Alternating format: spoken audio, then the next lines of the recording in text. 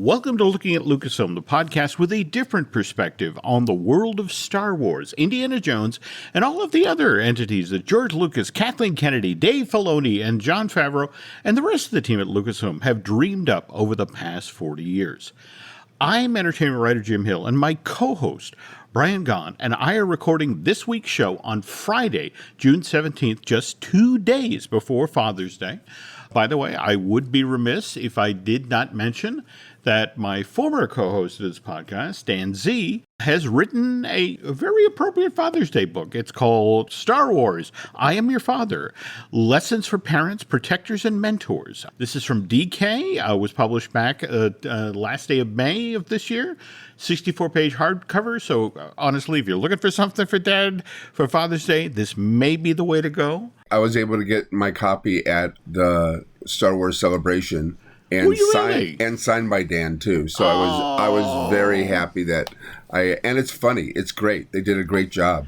Oh, that's killer. I'm so glad to hear that. But, I realize we're relatively early into the history of this podcast, but Brian and I are both delighted dads, as in we enjoy our kids. They have grown into from sweet little things to interesting adults, and in fact, one of the things I so enjoy about having a daughter like Alice is a smart, clever kid like that is it's like having an extendo brain. You'd be amazed how much smarter you get when you have a clever kid. And speaking of which, Brian, you were telling a story, well, again, it was something we mentioned on the last podcast about Hello There. Hello there. Yes, and you have pointed out the show, and your son Devin kind of said, "Hey, Dad, I got something to tell you." So yeah, Devin texted me, and he says, he goes, "Dad, he goes, Father, I have one little edit from the podcast. Mm-hmm. You were wrong." I'm going, "What do you mean I was wrong? What was I wrong about?" And he told me that the whole Hello There is a meme. Mm-hmm. That started a few years ago. And what it is, it was from Revenge of the Sith, mm-hmm. where Obi-Wan falls and sneaks behind General Grievous mm-hmm. and says, "Hello there." And then Grievous says, "General Kenobi." And you're supposed to answer General Kenobi when he says, "Hello there." So when you say hello there, and then I watched it, and when he says it, the whole audience said, General Kenobi. And that's, of course, from when he meets R2-D2 for the first time and says, "Well, hello there." And that's where that came. So that was a callback. So, yeah, he kind of put me in my place in that one. Oh, no, it's not putting you in your place. It's again, they're info sharing, and it's just keeping us current. Keep it and not afraid to tell me when Daddy is wrong. Anyway, lots and lots of Star Wars news this week, folks. So, and as always, the news portion of today's show is being brought to you by Storybook Destinations, trusted travel partner of the Jim Hill Media Podcast Network. For a worry-free travel experience, please book online at StorybookDestinations.com. And before we start plowing ahead here, of course, we're going to be talking about the last couple of episodes of Obi-Wan Kenobi. But that said, Brian wanted to point out that it's quite likely there are folks out there who have not seen episode 5 yet, the penultimate episode of what I'm kind of hoping at this point is season 1 of Obi-Wan. I really would love to see this continue. So we're going to talk about that on the second half of today's show. So this will be, for that, a spoiler-free zone. But we will, when we get to talking about episode 5, we'll let you folks know. And if you want to opt out for a bit while we discuss what happened, you can do that. That way you can enjoy 5 all by yourself. So obviously, you and I have been enjoying the limited series, but it's been, let's face it, as two guys who began their love of this franchise with the first Star Wars movie. The last couple of years for the actual feature films have been interesting. Is that the word we're using? To say the least. Okay. All right. Because, again, we got Solo, a Star Wars story, which was released back on May 10th, 2018. And then after that, we got Star Wars, The Rise of Skywalker, December 20th, 2019. And what always kind of intrigued me about that is I don't know if Rise of Skywalker ever really had a chance, given that the very first episode of Mandalorian debuted, what was it, 5 weeks beforehand, on November 12th, 2019? And that should have been, it was supposedly the end of the Skywalker saga. And that should have been the big story. But face it, we were all talking about, well, we didn't know he was Grogu at that point, but we were talking about Baby Yoda and the Mandalorian. And am I wrong to say that right now, at least as far as the fandom is concerned, it's these limited series like The Mandalorian, Book of Boba Fett, and Obi-Wan that are really driving the bus now? Yeah, absolutely. I mean, when I went to the Star Wars celebration, during the Mandalorian panel with Dave Filoni and Jon Favreau, it was one of the loudest cheers I've ever heard. And it was like, these are the conquering heroes. These are the people who have made us love Star Wars again. Now, I'm not saying that the other films, because I love the other films. I like them a lot. And they still all made $1 billion. So you can't say that they're failures. Well, let's be clear here. Solo did not make $1 billion. No, not Solo, but I mean Skywalker and No. You're right. And then, but see, my problem with Solo is, or what they think the problem with Solo was recasting Solo. Yeah, I think that's the wrong lesson to take away. And at first, didn't Kennedy come out and say that was the problem, but then she walked it back? She did. And in fact, what's interesting is supposedly the reason she walked it back is, like, if you're unhappy with the casting of Solo, you're then unhappy with Donald Glover as Lando Calrissian. And she's been quite vocal about the fact that, we really want to do the Lando series, but it's Donald Glover's dance card that's very full. So that was an interesting moment to have to. Now wait a minute, okay, I know what I said, but this is what I meant. They should have taken a page out of, and they were taking a page out of the MC universe when James Gunn did Guardians of the Galaxy. Which tone was different from everything else, and was basically a laugh-out-loud comedy, a little raunchy, and that's why they probably hired Miller and I always forget his name. Chris Miller and Phil Lord. Yeah, Miller and Lord. That's why they hired them, because they wanted probably to do exactly, let's throw something else out there. But then somebody panicked. Somebody said, well, this is not what the fans want. But how do you know what the fans want? But look what's happening with Mandalorian. There's a lot of humor in it. There's a lot of drama in it. It's sometimes a little goofy. I mean, basically Grogu is Luke Costello in some ways.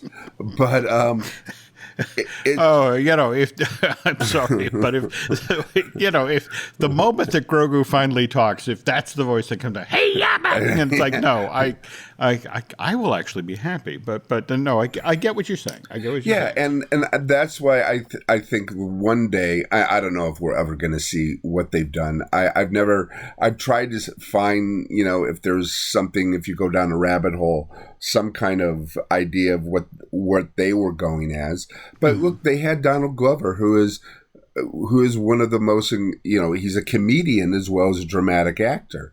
And he's very subtle when he comes up with things. And I just think, and the original, wasn't the original bad guy, wasn't it Michael K. Williamson? Wasn't he the original bad guy instead of Jude Law? No, not Jude Law. Bennington. Solo was a difficult project to keep your arms around as an entertainment reporter. Because again, it was one of these things where, and you were watching both Disney and Lucas. Because face it, it's embarrassing when you have to stop production and you let two accomplished guys like Miller and Lord go, and then bring in Ron Howard to sort of do your reset, look at the footage you've got, see if there's a movie there. And let me lay something else out here that I just want to get your thoughts on. The Obi-Wan Kenobi series started off life as a film. It was one of the Solo, a Star Wars story, much like Rogue One. There was supposed to be, Obi-Wan, a Star Wars story. This was supposed to be a theatrical release. And then, on the heels of the many, many, many reshoots on Rogue One, which, by the way, were worthwhile. I love that movie. But coupled with the fact that, having to actually stop production on Solo, replace your directors, bring in a new director, and then bring a film to theaters that did not connect the way the company had hoped. Do you think if Solo had been a limited series, it had the freedom that Obi-Wan has had? I mean, face it, we're going to end up with like 5 hours worth of Obi-Wan story when all is said and done here. Do you think it would have had more success there if the story had been given more time to breathe? And yeah, very, very much so, because first of all, Solo is an episodic movie. It is in episodes. There are episodes. It doesn't follow so much a structure of a movie as it has episodes. Whereas Obi-Wan is not structured as a TV series. It's structured as a film. And we'll talk about this later, but that's what I think a lot of people may be complaining about is, well, there's nothing happening. No, there's a lot happening, but you have to wait a week. And it's hard to stop in midstream with something like Kenobi. But yeah, I think Solo would have been terrific as a and then you could have, like you said, you have 6 hours. You could have focused more on Lando. You could focus more on his ex-girlfriend. You can focus more on the bad guy. You could focus more on the people who were the resistance. You could have done so much more, and it would fit right in there. You could just put those episodes, or you could do it now.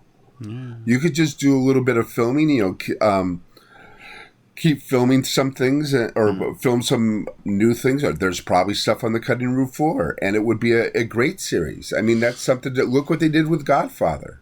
Very true. I mean, he needed the money. So, and it's funny because finishing the offer, all Coppola did was making his films. He did a lot of it sometimes not because he wanted to, but because he needed the money. Yeah. And we have four of the greatest movies, because I think Conversation is one of the most underrated films out there. But you got Godfather 1, Godfather 2, and Apocalypse Now, which I think is the perfect movie. And then The Conversation is just this amazing film of paranoia, and again, ahead of its time. He had his vision of what a modern studio, American Zoetrope, right? American Zoetrope, and of course Lucas was part of that. Yeah. And they went up to San Francisco. He was going to make independent films. I mean, he didn't want to work in the studio. And a system, and they, basically he owed $440,000 to Warner Brothers because of THX 1138, and he needed the money. And so, but I just watched Godfather again. It's done very, and the French Connection, they're done very similar. They're handheld cameras. The whole wedding scene, it looks like it's paparazzi. I mean, it's set up, not as a scene. It's set up like the camera is just catching, all these things happening. And that's the kind of filmmaker he was. He was not a blockbuster filmmaker. I mean, even Apocalypse Now, if you watch that, it's a grand epic movie, but it's not made that way. No. And what he did, like going back to Solo and cutting it up, what he did with The Godfathers, he put it in order for television, and Yeah. and created a whole new masterpiece.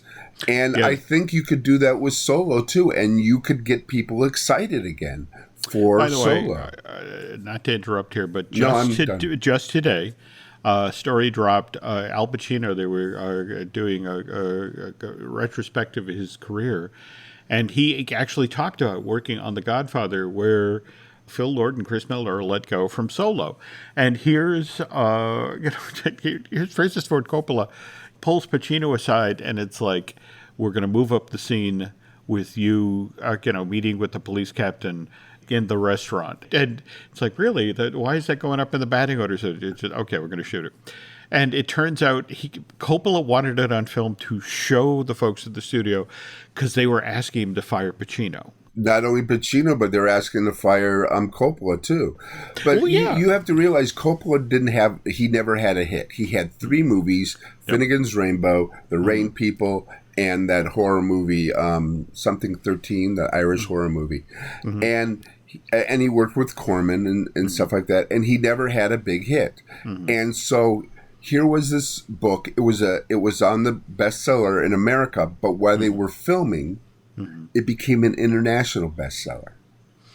And so now here they are with the biggest book ever, a director who has never directed this kind of people, an actor, Marlon Brando, who nobody wanted to work with, new actors, Jimmy Caan, Robert Duvall, Al Pacino, who all got nominated, by the way, who have never been in major films.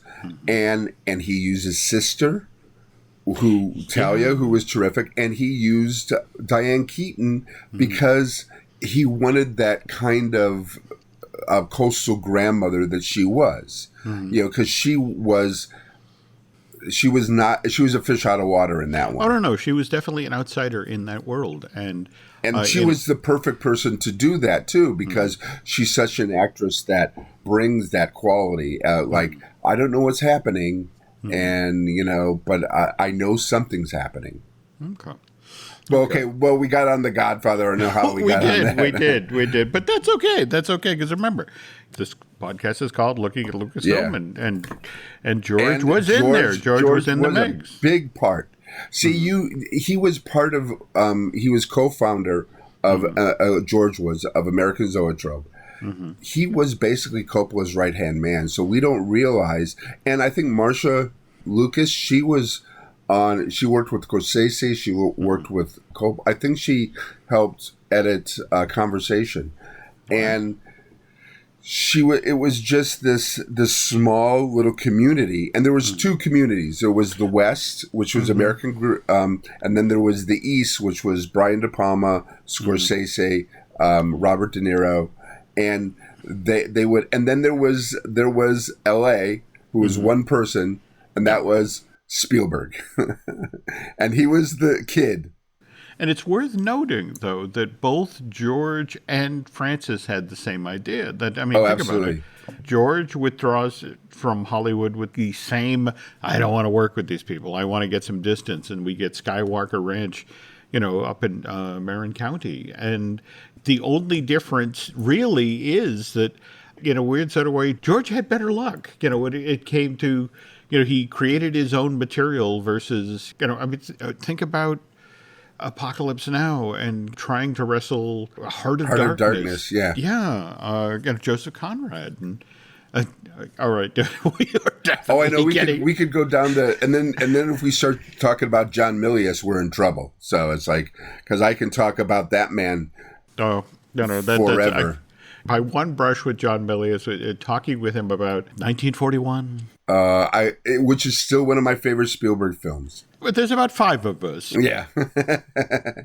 When it came out, that was December 79, right? Yeah. America was not in a mood to laugh at itself at that point. But it was so fascinating to watch the business that movie did overseas. To look at these ridiculous Americans at the start of World War II. but the score is lovely. I mean, I honestly think the 1941 March is one of Williams' best. Yeah, absolutely, 100%. In a weird sort of way, the plane work, the miniature work in 41 is as good, if not better, than the stuff that's done in the Star Wars films. Yes. Which one? Okay, now we're going to pivot. I promise you, folks, back to the Star Wars movies, because I wanted to bring up the point that we've had Kathleen Kennedy and a number of filmmakers now, including Taika Waititi, talk about they're now working in the post-Skywalker saga film era. They're looking for ways to make the next set of Star Wars movies, but with the idea that the Skywalker saga is now in the rear view. And I find this fascinating because Book of Boba Fett, Mandalorian, Obi-Wan, these things so lean into the Skywalker saga and are so hugely popular. And I would think it would be really daunting right now to be working on I'm going to do the first Skywalker saga film. And in fact, we saw the Patty Jenkins Rogue Squadron. Yeah. November of last year, we found out that got delayed. And this was a passion project for Patty. I mean, her dad used to fly jets like that. In fact, there was that wonderful teaser of her out on an airstrip. So it's now Taika Waititi who's working on a Star Wars film. And he's talking about, we've got to expand the universe. It can't just be, here are the blueprints of the Millennium Falcon and that Chewbacca's grandmother. It's like, it's time to, Taika was talking about, he wants to take something new and create new characters and expand the world. Because otherwise, if we keep going back to the prequels, the original trilogy, the new trilogy, it becomes a smaller world. Yeah, it does become a small world, but aren't a lot of Star Wars fans, they like their small world? I mean, look what happened with Galaxy's Edge. They were not happy at all with Galaxy's Edge because of the whole... Well, no, I can't say that. But a lot of them said, well, where's Darth Vader? Where's this, that, and the other stuff? And remember a couple weeks ago, you announced that they were going to bring in Boba Fett and Fennec Shand to the Disneyland version of Galaxy's Edge. And I found out, and what's been going on is they're in their own little section. So Boba Fett's in his own little, and Fennec Shand is in their own little area of Galaxy's Edge, and that's where Grogu and Mando's going to be too. And in another area, by the Rise of the Resistance, is Ren and Stormtroopers, and then Rey is over by Smuggler's Run, and Rey and Chewbacca. And so what's going on here is, I think you were saying that they're testing the waters and seeing if people, because, pretty soon they could build another little section because there's land over there and make it old Star Wars, or, and what if the new series, The High Republic, then do a High Republic area and stuff like that. So then you could be in like a time warp. You can go through a cave and you'll mist or something, and all of a sudden you're in another Star Wars time. That can work.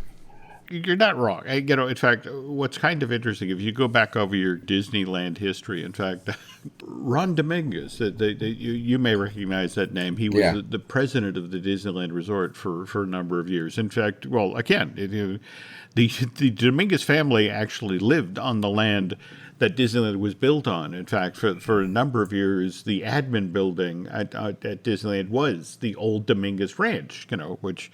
You got to have been weird for Ron, to go back.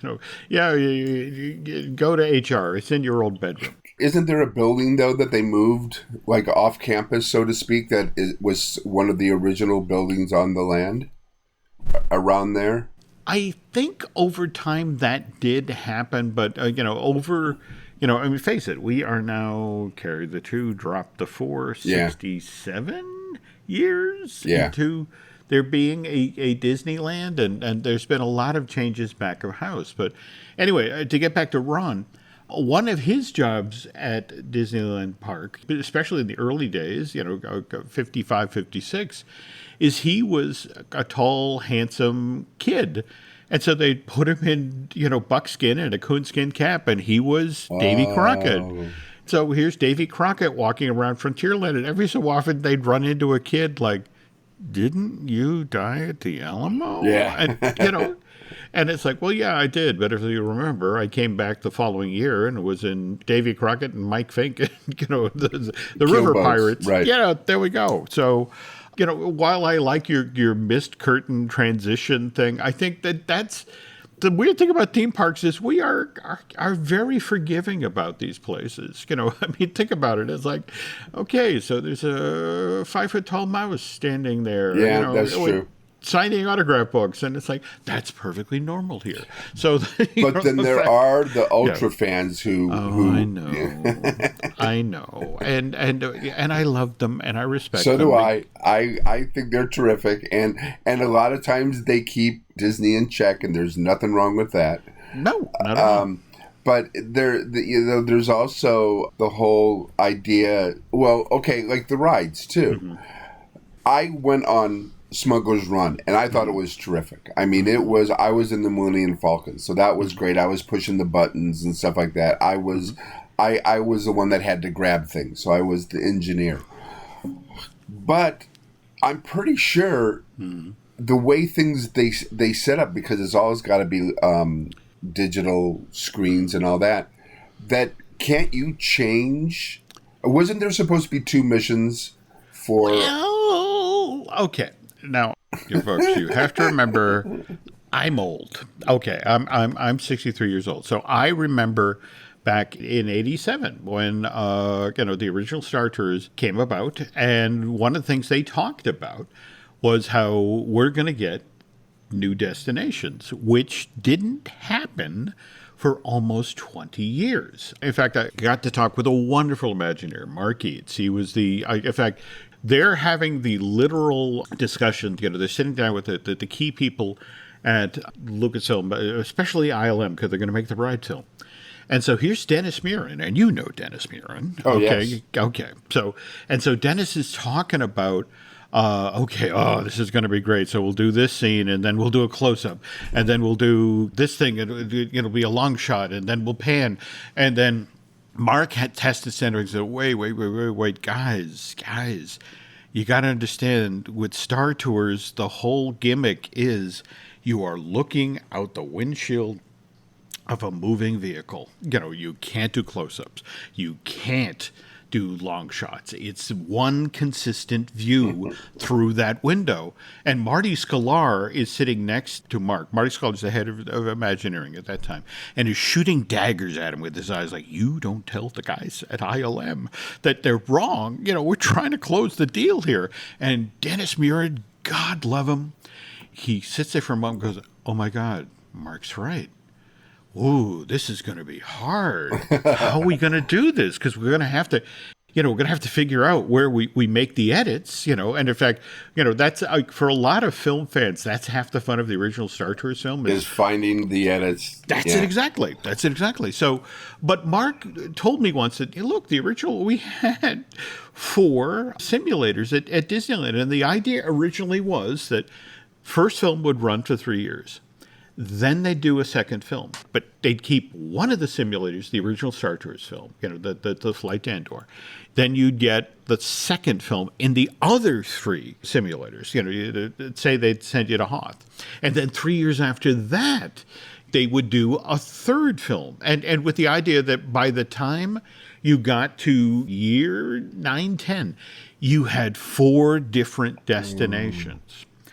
And the incentive was going to be, and after about year 2, the crowd's going to die. The line's going to go down, and we'll use that as the incentive to, we're going to make the new ride film. Line never went down. Nope. And it was only when they got what's the funny part of the story?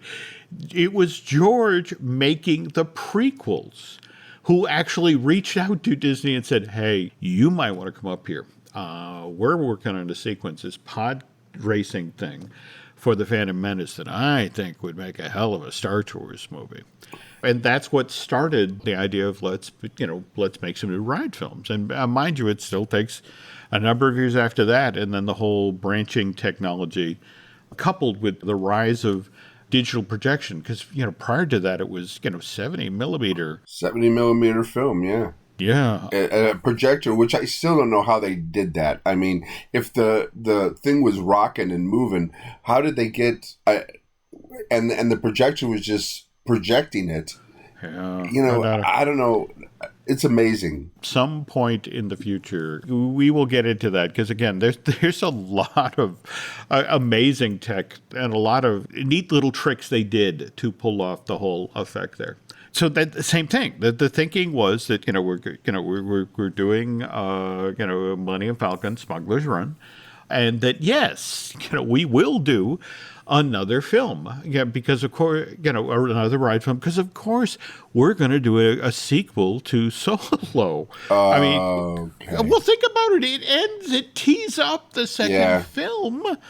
But in this space right now, where we're looking looking at the success of Obi-Wan and how all of the love for the prequels that is coming out at this time, you gotta wonder, somewhere down the line, those folks who love Solo are going to say the same thing. And, are we going to revisit those characters in that world, maybe as a limited series? But there have been a lot of films. The first James Bond film, Dr. No, didn't do well, but they still made a sequel. What about the James Bond offtake, Austin Powers? That did not do well at all, but then it did well on DVD and VCR, and they made 2 sequels that made a lot of money.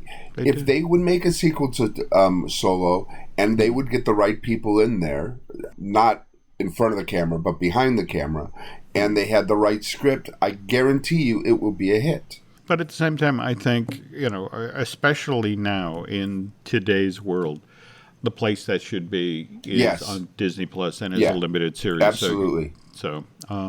Well, speaking of limited series, turns out that Brian and Aaron Adams, the gentleman I do Marvelous Disney with, are both Neil Gaiman fans. And you were talking about some great casting news that just came out about Sandman, right? Well, the new series? Yeah, one of the original, when the casting was first acknowledged, Patton Oswalt was going to be the voice of Matthew the Raven, which everybody went nuts because Patton Oswalt is probably one of the best voice actors out there for cartoons and, of course, actors, and he did a great job in Justified and other things. But just recently, they announced that Merv Pumpkinhead, who is the janitor, who's very crusty and sarcastic and will talk bad about his boss, and his boss is standing right behind him. He'll do this breaking the fourth wall and say, he's behind me, isn't he? And is going to be played by Mark Hamill. Oh. And I think the story Gaiman told was, I think maybe Mark reached out to him and said, is there anything I can do? And it's like, it's a no-brainer, especially one of the greatest voices in cartoon is Joker. Yeah. And I know it hurts his voice, it hurts his vocal cords sometimes. He talks about it. But when I first saw the original voice for the animated, did you know who it was? Yes, I've always heard this story. Tim Curry. Tim Curry. And I was able to see the Tim Curry version because I knew the producer, Alan Burnett. And he showed me that and the Clayface one. And I think he told me at that time, we're not too happy with Tim Curry, which I was horrified because I'm a big Tim Curry fan. And I wrote an animated Pirates of the Dark Water. And I made sure that Conk, who Tim Curry played, had a lot of lines because I wanted to see him or at least hear him do, say my lines. But anyway, I'm sorry, I digress. So Mark Hamill, and the imagination of Mark Hamill and Patton Oswalt, because there's scenes where they are very antagonistic to each other, and hilariously so, from the comic book. And that should be great to hear the two of them go at it. Oh, can't wait.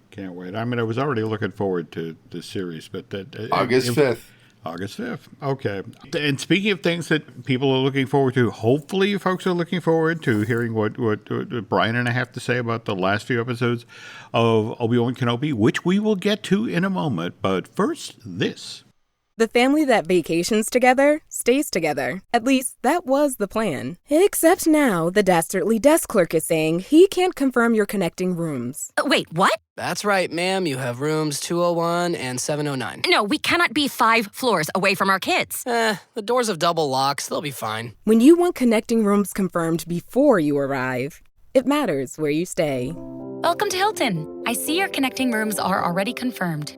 Hilton, for this day. Does it ever feel like you're a marketing professional just speaking into the void?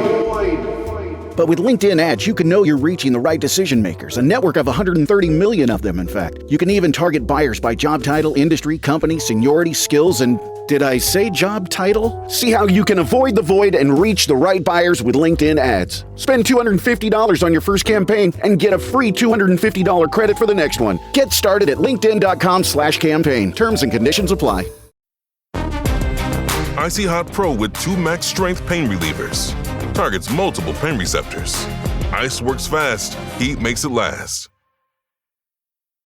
One of the reasons I love doing this show with Brian is he finds things I didn't notice and picks up on things. Like, for example, can you talk about who co-wrote the last 2 episodes of Obi-Wan Kenobi? Because this is kind of huge for all us Disney Pixar fans. Well, I have to tell, I love credits. I go to movies, I sit through credits. Why? Well, when I was 18, I went I live in Newport Beach, and I went up to Hollywood to see a sneak preview of a new comedy called Animal House. Okay. And I was in the theater, and so after the movie, you know, they at the end they say what everybody is doing. You know, John Belushi is a Senator Blutarski. Senator Blutarski. And then yes. Babs Jansen is working as a guide at Universal Studios, et cetera, et cetera. Yes. So I'm walking out of the theater, and in the middle of the theater, there's about 20 to 30 people. And they're the only ones in the theater, and they're watching the movie. Yep. Now, I didn't realize who they were. It was Landis. It was Stephen Furst. It was all these people from the movie. Yep. And I decided, I was with my brothers, I'm going, we have to stay here. There's a reason they're staying. Yep. So we sat there and watched the rest of the credits, and then Universal used to put a tag on the end of all their films. Yes. And the tag was, while in Hollywood, visit Universal Studios. But then what comes up in parentheses is ask for Babs. Yeah. Now, I have heard that if you go there and you ask for Babs, they let you and your party in free. No. Yeah, and they did this for a couple years. Then every John Landis film had it, including the Blues Brothers, Universal, the Blues Brothers All Night Long, stuff like that. They had asked for Babs. Yeah. And people would, the people who clean the theater would like get mad at me because I would be sitting there. Yes. So then then there was a movie called Electric Dreams. And at the end of that, after everything, you hear the computer that came to life, and he's giggling. And so I'm thinking, I'm never leaving the credits. I'm going to stay because I will find. And then, of course, look what's happening with the MCU is they're doing all that stuff. So even in TV things, I watch credits because I found out the name of in The Mandalorian second season. When he goes, I'm not Mandalorian, Boba Fett, when he goes into the bar and there's a woman and a man there, they were, if you've seen, there's a cut scene from Star Wars where he's talking to his friends, and 2 of the characters are there. I forget their names right now, but there's a girl and there's a guy, and they were connected to the scene that was cut out, where he meets Biggs and talks about, how Biggs is going to leave the Empire because he doesn't like what's going on. So if you read the credits, their names were in the credits. So then what I did was I Googled their names because I've gone, there's got to be, and then I found out that they were from the cut scene. So I will read all the credits, and in reading the credits, I found out that one of the consulting producers is Andrew Stanton. Oof. So then I went on IMDb and found out what else he was doing, and he co-wrote episode 5 and episode 6. So the last thing Stanton did for Pixar was Finding Nemo, or Finding Dora, and then he started doing all these other things, and now he's in the Star Wars universe writing things, and I'm pretty sure they're going to have him direct something down the line. I mean, he could be doing a Mandalorian for all we know, or something, because that's what they seem to do. They seem to grab these people and then put them in their universe, and all of a sudden, Bryce Dallas Howard is directing, Mandalorian and Boba Fett.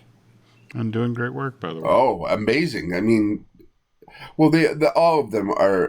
All the directors are, and look what Deborah Chow's doing with Obi-Wan. I mean, it's just phenomenal. Totally killer. But before we get started here, I want to be sure, just in case folks stuck out when we start talking about episode 5, worth noting there is a story making the rounds right now that on Wednesday, June 22nd, the day that the 6th episode drops, supposedly, in fact, it's a theater chain up in Canada, that Cineplex, that supposedly leaked this news, but supposedly on the day that the 6th episode drop, they're going to do an event where they show all 6 episodes on the big screen.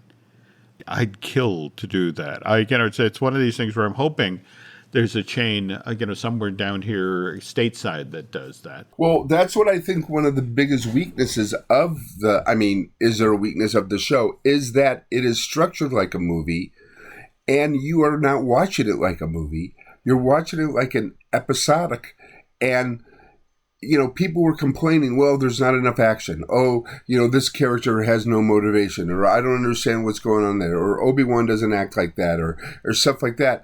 If you watched it at one sitting, by the time it was over, all those questions would be answered for you. Yeah, in fact, speaking of which, let's just drop into this, because again, you made some predictions fairly early on based on watching episode 1 and 2 and 3 about certain characters, and when we get to talk about 5, we'll get into that.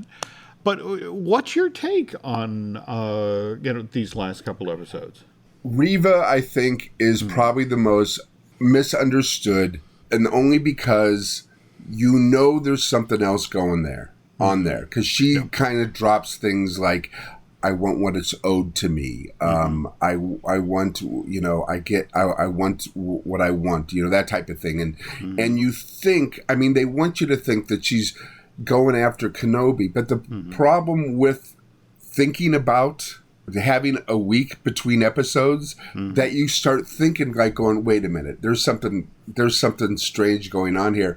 And I was starting to think that, well, maybe she wasn't going after Kenobi. Maybe her whole motivation was going after Vader, because she seemed to be as much of a desire to get him on her good side, and she knew that Vader was Anakin, and nobody's supposed to know that. Given the way that Obi-Wan Kenobi began with our opening scene, they laid the track for this in a very emotionally consistent way by revisiting, frankly, one of the more shocking scenes of Revenge of the Sith, when the younglings got taken out, and putting us right in the middle of that.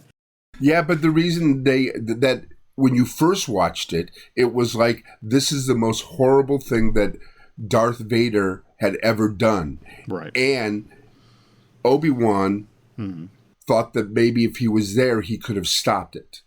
So that's when you saw that. Now, when we talk about episode 5, it has a whole different meaning.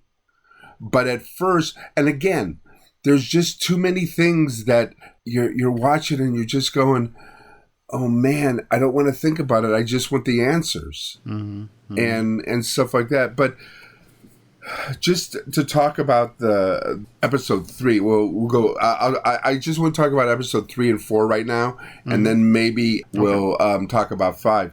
But I was getting a Les Miserables feel that here Obi-Wan was Jean Valjean, and he was hiding, and he was, on the run from Javert, who could be either Reva or Darth Vader, or even the Inquisitors.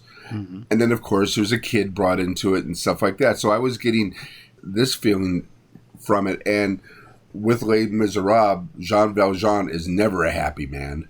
And you see that with Obi-Wan. He just, and even when he's asked to step up, he can't do it. He's so devastated.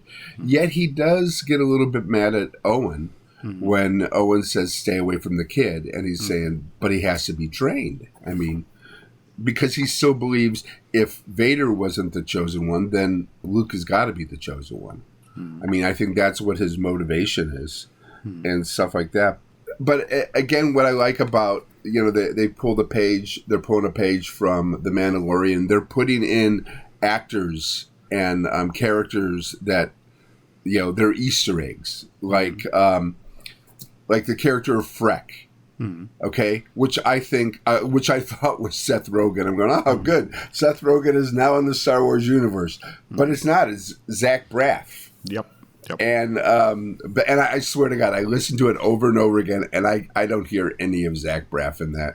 But, well, right now in episode 4, the woman who plays Talia, Indira Varma, I've been a big fan of hers for a long time. She was in Luther, she was in Games of Thrones, and she's like almost every great English series. So it was great to bring her in there. Oh, and also Ned B. Do you remember the movie Real Steel with Hugh Jackman? Oh, yeah. Yeah. Didn't Ned B give you that vibe of the fighter robot? This like silent giant type of thing. Yeah. And again, looking at credits, the beginning where they do the helmets. Yep. And you see them. Well, in episode 4, they've changed them up. And the first one you see is Ned B. Then you see this thing that looks like a gas grill. So I don't know what the hell that was. And then you see Lola. Yep. She's at the end. And she's right before Vader. But then you have R2-D2 and not R2-D2. Yeah, you have R2-D2, C-3PO, the Mandalorian, and other things. And it was just because usually a lot of people would just skip the credit, skip and go on. But I've been watching, like I said, I've been watching everything to see, and they're throwing in Easter eggs even when there shouldn't be any Easter eggs, and they're just trying to get people to be involved in that. And with James Earl Jones, did you know he's not doing the voice per se? I had heard that. Now, mind you, they still credit him as the voice, as the originator of the voice, but evidently there's a piece of software that it's called Respeecher. There we go. Because I have to say, what's been fascinating for me watching Obi-Wan Kenobi is, face it, you and I grew up watching David Prowse in that outfit. And there was a way that David moved. And what's been fascinating about watching Darth Vader in Obi-Wan is that's Hayden Christensen. I mean, you his physicality. Now, mind you, it's still classic Darth Vader, but there's a way that Hayden moves. There are choices that he makes. But at the same time, I have to tell you, just in this last episode, there is a moment where Ewan McGregor does the Alec Guinness beard scratch. Yeah. It was just one of these things where it's like, oh, that's a lovely bit. That's a lovely touch. That's, an actor being generous enough to acknowledge, okay, do you remember this from the other actor who played this role? So that was very sweet. also with Vader's voice, when we first heard Vader's voice in all the movies, even Rogue One, it was like James Earl Jones. What a great voice. Yep. But now, especially in the series, we know who Vader is. We know he's Anakin.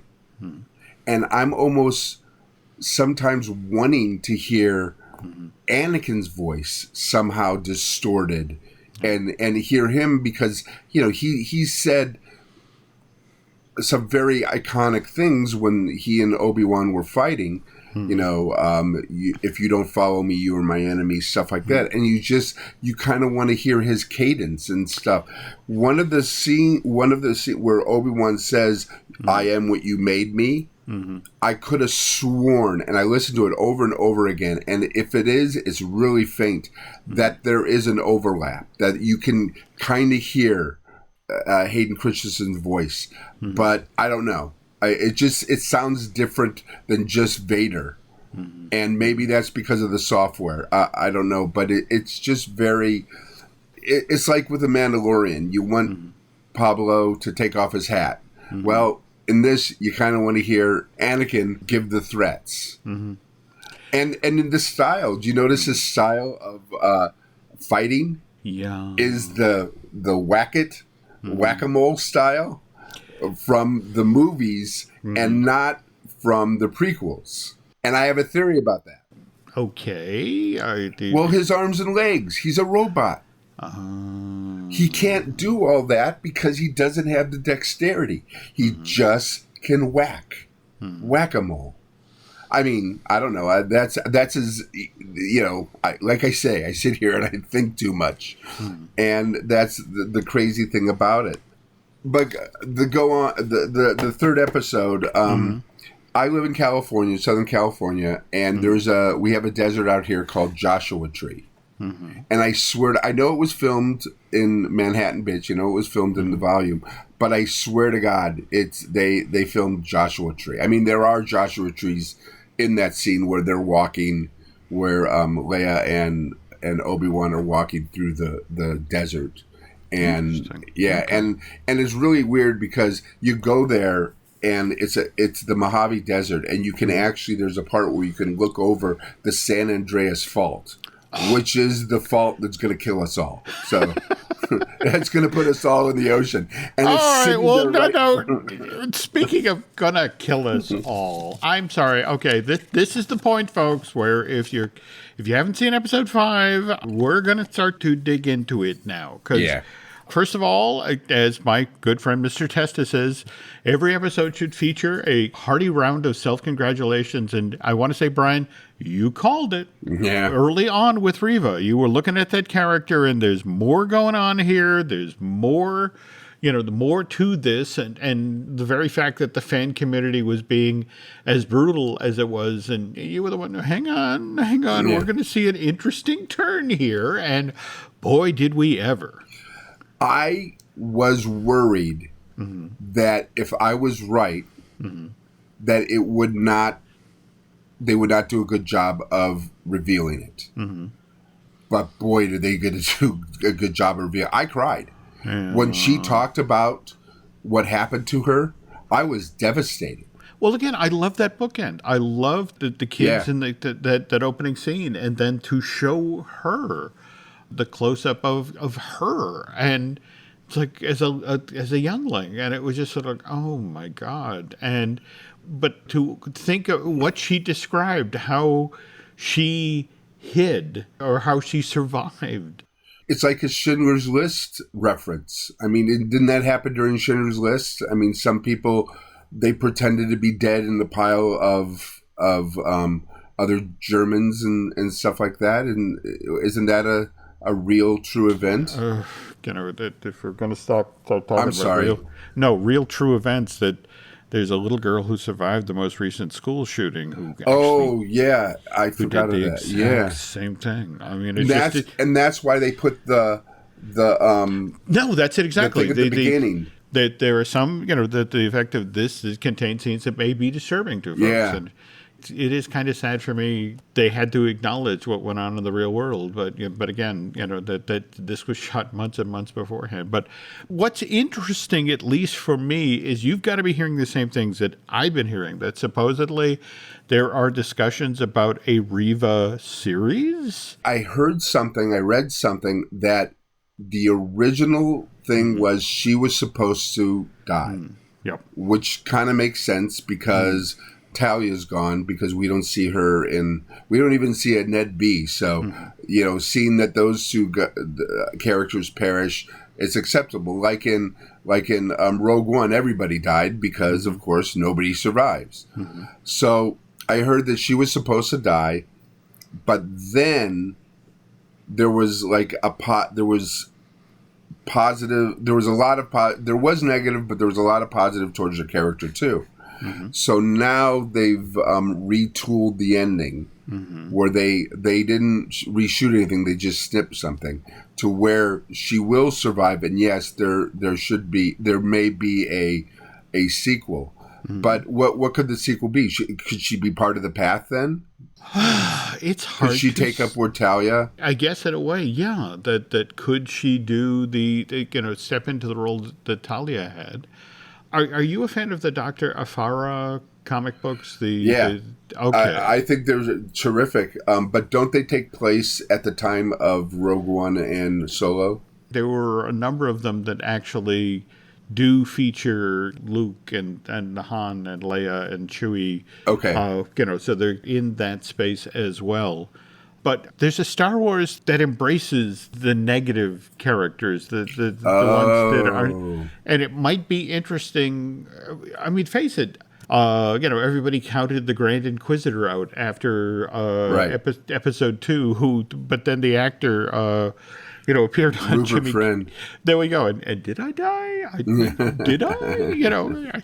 And so I think that's the thing. Normally we associate, when you get run through with a lightsaber, you don't bounce back from that. And the Grand Inquisitor has proven otherwise. And well, didn't they say that he has 2 stomachs and he was just hitting one? I guess. So, but speaking of which, think about if you can have Taika do a series of another place where none of the main characters are, she could be hiding from people. So look, Kanan was never caught until like the very end, but he kept hidden pretty well, and he was out in the open too. He wasn't hiding that much, and so you can put her.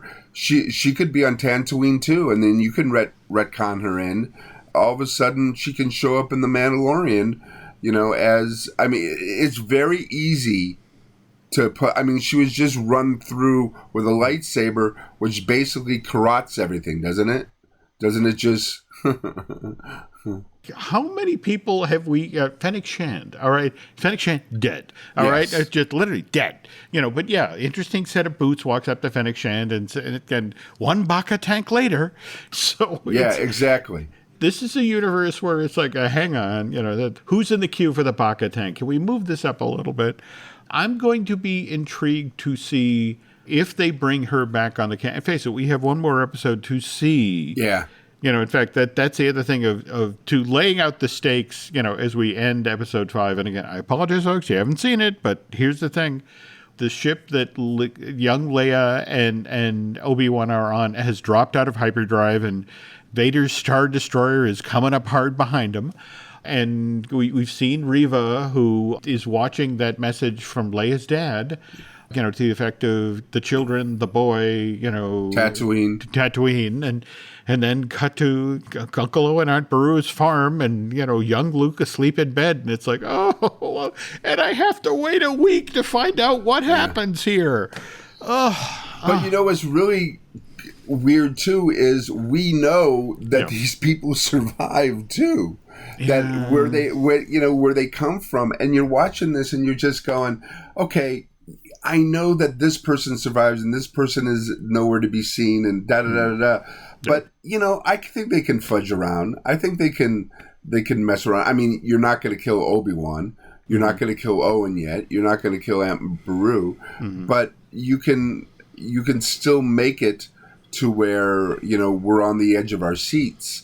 And like episode 4 was one of the most tense things I've ever seen on television. I actually wanted to fast forward it to the end to find out what happened and then watch the rest of it because I was so nervous, basically. No, you're not wrong. But I would compare Obi-Wan, the limited series, to Ron Howard's Apollo 13 in that, look, I know how Apollo 13 ends. Okay. I lived through it, all right? I know they made it home.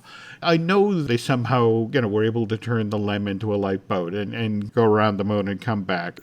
But at the same time, the film is so well told that I still, when it's on, I'll get sucked in. I'll be channel surfing and say, oh, it's Apollo 13, and I got to watch this. And it's like, same thing with Obi-Wan. I know how this ends, all right? Yeah. That nothing's going to happen to Luke. Nothing's going to happen to Leia, or at least in this story.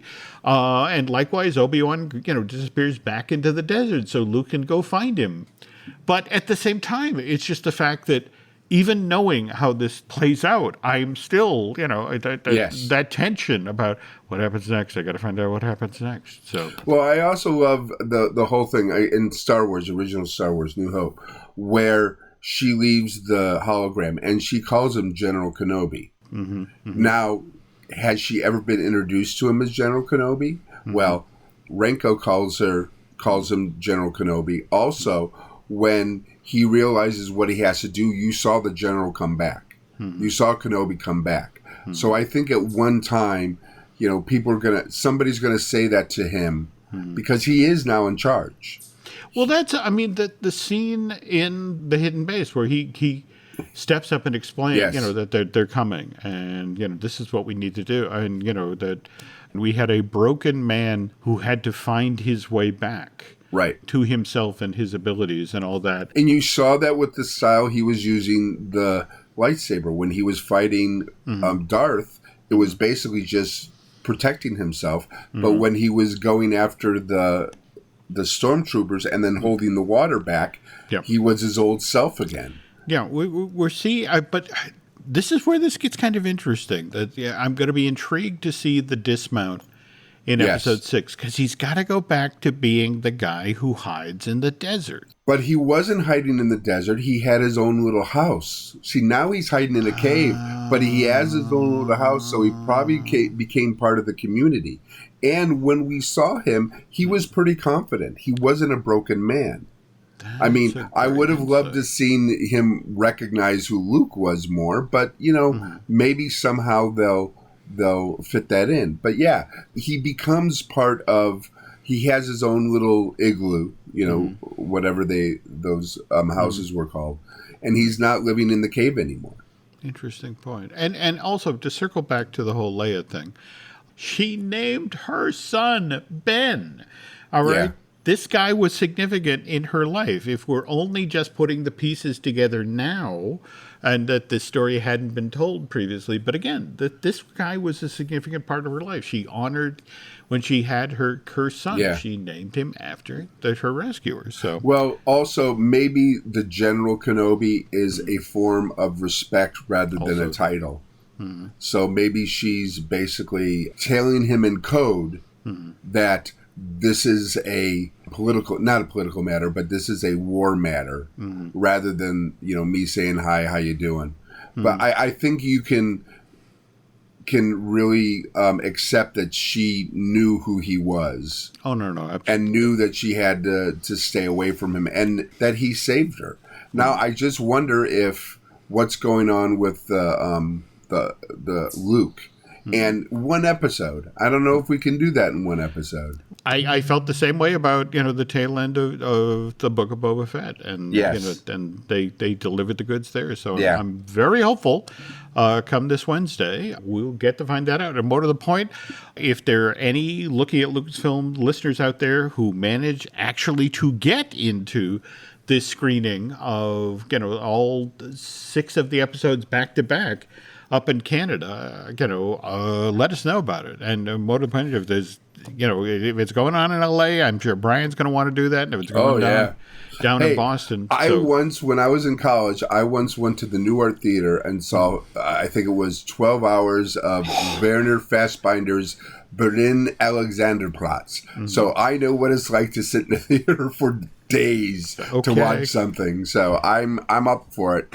And I know I'm eventually going to watch this again as a complete thing. So, but to see it in a theater, I'd do it in a heartbeat. That would be great. Well, hopefully on our next episode, obviously on our next episode, we'll get to talk about how this ends and more to the point, what's coming up further on down the line.